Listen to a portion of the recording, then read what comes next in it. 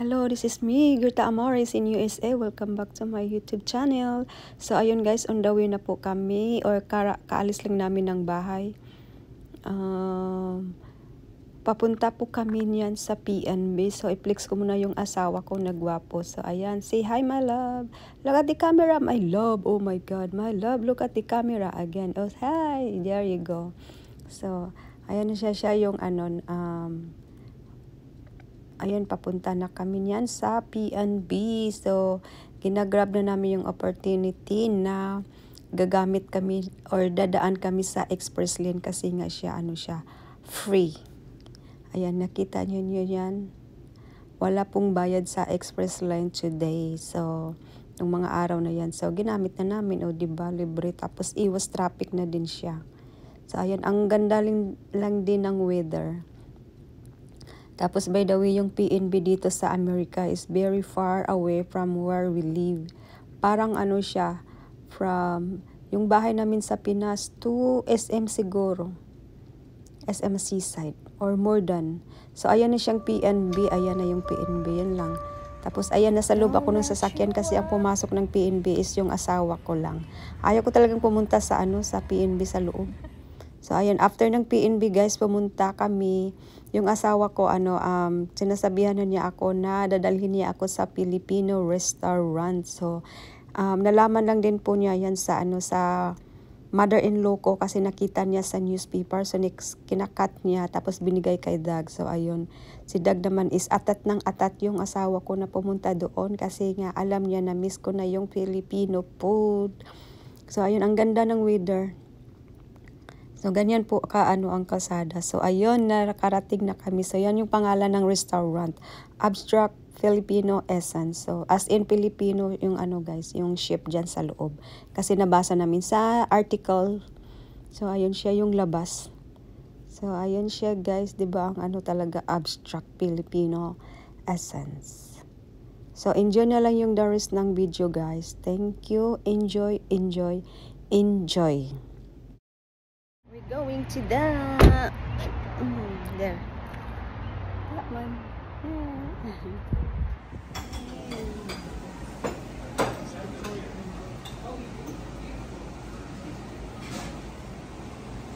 It's really Filipino thing. Look at that one, may bayanihan.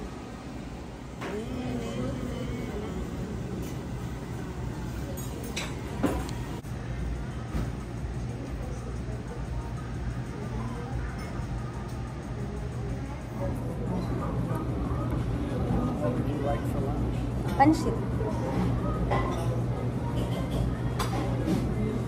Chicken pancit.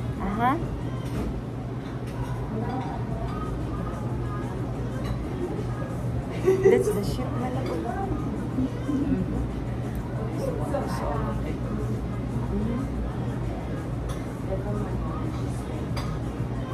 Look at me. That's how when they move the house, malabo. Ayan. Have you seen through that? Yeah, look at that.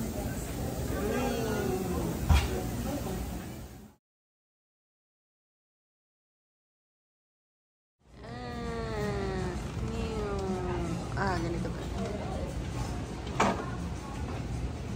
Filipino thing. Yeah, that night at the rooftop. No, I'm fine. I'm good. I love that shirt. You want to buy the salad? No, my love, we good. Oh, my love, we have our food. You think that joke just runs right over my head, don't you? Your children are just like, no, I'm so great on it. Every time I take them out to dinner, they're just like on their phones, and I'm like, that's why I'm just like drinking by myself. I don't. Looks hot.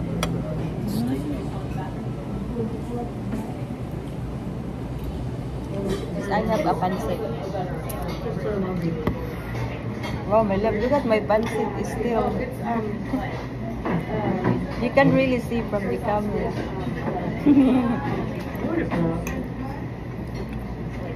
Which one? Four places in here.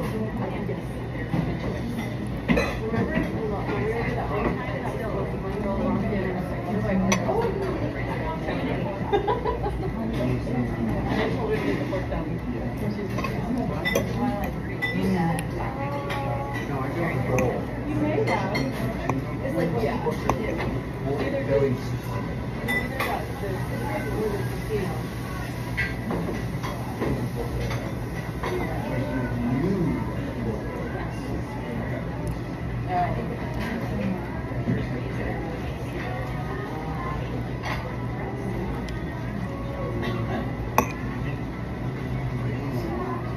Amaze, baby. It's a baby. I'm gonna show this to Constancia. It says, look at us, we're eating Filipino food. Check out where it's at. So I'm ordering you guys last night. It's very fancy. I'm like, how did you see that? She and I are not. She married your ex? No, like my, well, see, the thing is, my ex's dad was a doctor.